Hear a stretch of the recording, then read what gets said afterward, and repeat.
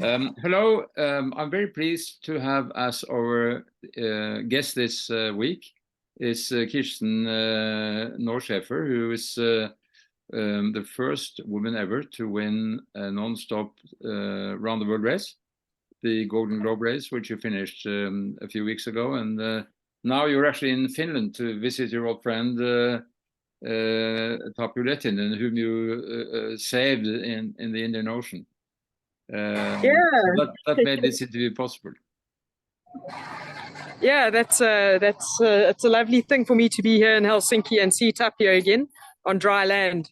Yeah, of course. You didn't spend too much time together because it was actually picked up rather quickly from your boat. It wasn't more than about an hour or so. Right, but it did take you some time to detour and to pick him up. Yes, he was floating for about 24 hours before I got to him. So yeah. Yeah, right. Well, let us talk about your background a little bit. You are a professional sailor, and you've been for a few years, I think going back to 2006, something like that, where you have been sailing quite a lot in the Arctic regions of the world, where both with deliveries and with people. And what made you decide to go for the Golden Globe? Well, I'd been working on the Antarctic and South Georgia charters since about 2015. And when the 2018 Golden Globe came up and I started to follow it, it just sounded like a really, really interesting race. And the more I thought about it, the more I thought it's a challenge that I'd like to give a try. So by the end of 2019, I had decided to sign up for the Golden Globe race. Tell me about the reason why you choose this boat, because it's not a particularly fast boat, but it turned out to be very seaworthy. Yeah, I liked the design because it's long on the waterline, which makes it a relatively fast boat, and it has a lot of sail area to make up for the fact that it's so heavy. But one of the big reasons for choosing the boat is that I believed it to be a stable boat and a safe boat. And I was quite used to sailing heavier boats like the steel 54-foot that we were doing charters on. And I just felt it would maybe be a more comfortable and a safer boat for the Southern Ocean. Which proved to be absolutely right, because in the beginning you didn't do too well. And I believe you were quite frustrated by your position in the beginning of the race. But then your boat turned out to be more seaworthy than the others. Yeah, I don't think my bad start had anything to do with the boat. I think the boat was good. It was the skipper that wasn't good. So all along, I've been very happy with the boat.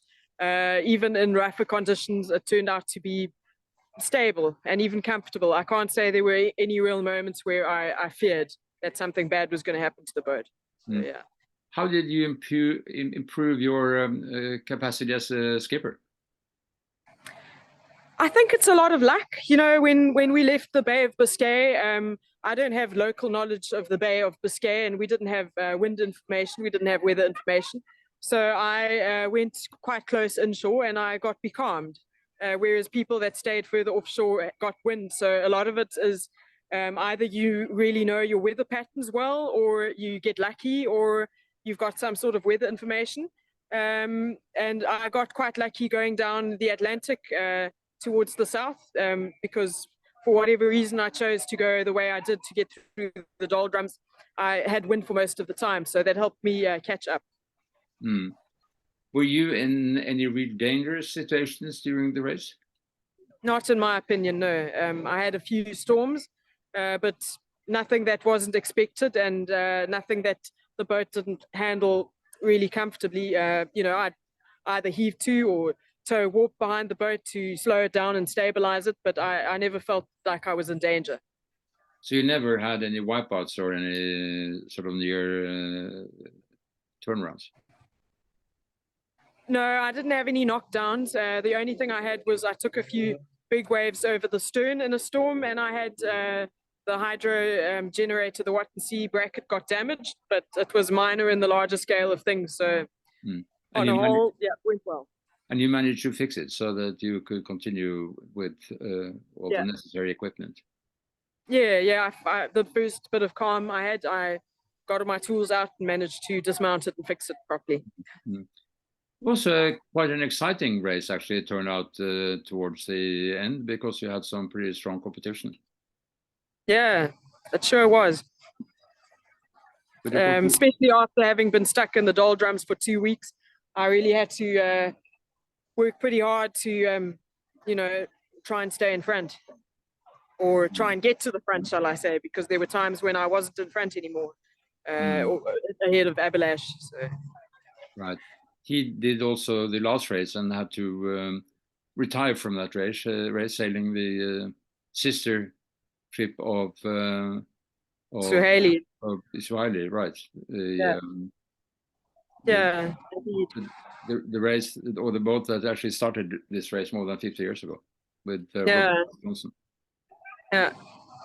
Yep. Fortunately, he didn't have to retire this time. No, and he had a different boat. He had a Hustler 36, which of course is a faster boat.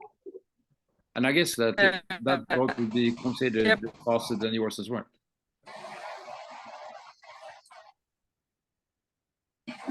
Can you hear me? Sorry, could you just repeat that? I lost you there for a moment. I guess that, I mean, he was sailing now a Hustler 36, which was considered the best boat in the last race, and probably a favorite to do well in this race as well, and maybe expected to be faster than your boat.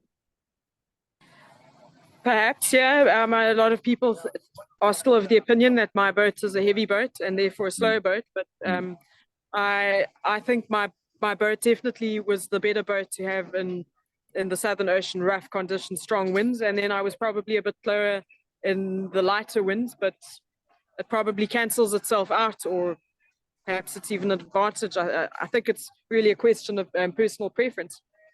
For you, it was also a question of budget, because you didn't have an unlimited budget, and I believe you spent a good year actually trying to, or not trying, but fixing up your boat before the race.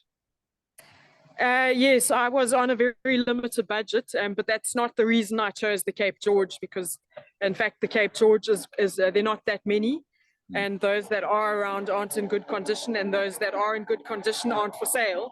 But I specifically wanted the Cape George, so that was my choice. And then I did find Minnehaha, but she needed a lot of work, and I was willing to do the extra work so that I could have a Cape George. Right. And now, I mean, it's fair to say that you have risen from being quite unknown to being very famous in solo sailing circles.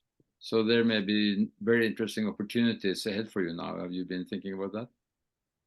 I have, but I didn't enter this race for fame or so that I could climb the career ladders of racing, sailing, or anything. I entered it to fulfill a personal challenge, and I might or I might not continue to do races, but I'm not from a racing background at all, and I've basically achieved my goal by doing this race, so it's not certain that I'll keep racing. I'll keep sailing for sure, and if I can do adventure sailing, that's great, but whether I'll race or not is to be determined. There are options for you now that were not there before, so it could be possible that we will see you in an IMOCA for the Vendée Globe. Is that it? I don't know, because sailing in IMOCA is very different. It's a completely different game. Yeah. It's a race that's far more competitive, where you're sailing against real racing professionals, and I don't know if I'd stand a chance. So, I don't necessarily think that, sailing IMOCAs is now the next step for me. I mean, I'll never say never, but it's not necessarily something that I have planned or that I foresee. But being alone at sea for such a long time, how much of a challenge was that for you? That was not too much of a challenge for me, to be honest. That actually came quite naturally. I had already done 13,000 nautical miles on my boat even before the race on my own. So heading out over the start line didn't seem like much of a jump, except that it was 8 months instead of 2 months. But I actually enjoyed the solitude very much. You had to do some fairly challenging stunts by, for instance, diving overboard to clean the barnacles off your bottom. Yeah, that was challenging in cold water and in the Southern Pacific on a moving ocean, because of course the boat's not just going to sit still, it's still going to be moving, and you're wearing a wetsuit, so you've got more buoyancy. So I actually had to tie mooring lines, probably about 5 mooring lines below the keel, so that I could dive down and hold myself down with one hand and use the other hand to scrape the barnacles. And then even though I was wearing a wetsuit, after 2 hours, I'd come out pretty much close to hypothermic. Yeah. Yeah, I can imagine. You were not like Tapio attacked by killer whales. Did you say killer whales? Yeah. I had no issues with killer whales. No, I didn't even see any. You didn't see any, no. No. So your greatest challenge over this period, what would you consider that to be? Well, the most difficult thing was just getting to the start line.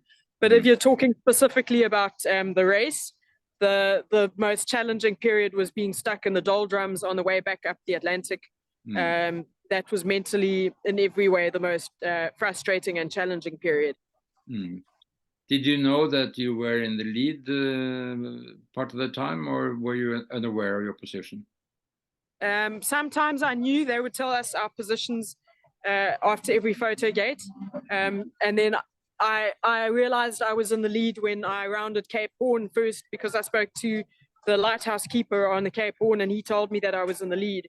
But, you know, after being stuck in the doldrums, I had no idea anymore. I had to assume that I wasn't in the lead anymore because I had wasted so much time getting stuck there. So does that mean that when you finished, it came as a surprise to you that you were the first to finish? Yes, it did. I didn't know I was. I knew I was probably close, but I was expecting the worst and hoping for the best. So I was expecting that Abalash was ahead of me. Right. And of course, then you had another boat that had to go into the different class, because he had to stop at you know, go to port, which was a different case. But for the real Golden Globe race, you were the sure winner, and that will always stand in the record books, and we will find out what you are going to do next. Could be something more advanced racing, or it could be sailing in the Antarctica, or maybe even the Arctic, which I believe you haven't explored so far. I've explored the Arctic by land, not by sea. So yes, there's lots of opportunities. And you have something to look forward to, I can tell you. Yes, very much so. I've got blank pages to fill with new adventures. But thank you very much for this conversation, and again, congratulations on a great effort and a great result. And we will hear from you again. I'm absolutely certain about that. Thank you so much. Very nice to talk to you, and thank you for your interest. Okay, thank you. Bye-bye. Bye. Okay, well, I think this was fun. Did we miss anything, something that you wanted to add? I think you covered it pretty well. I think you've touched on everything that was of relevance. Yeah. Well, that was very good. How long are you going to be in Finland now? Not long. Tomorrow's my last day. I leave early on Friday morning. Okay. Well, say hello to Tapio, and have a good stay in Finland. Thank you. Thank you so much. Good to talk to you, and all the best. Okay, bye-bye.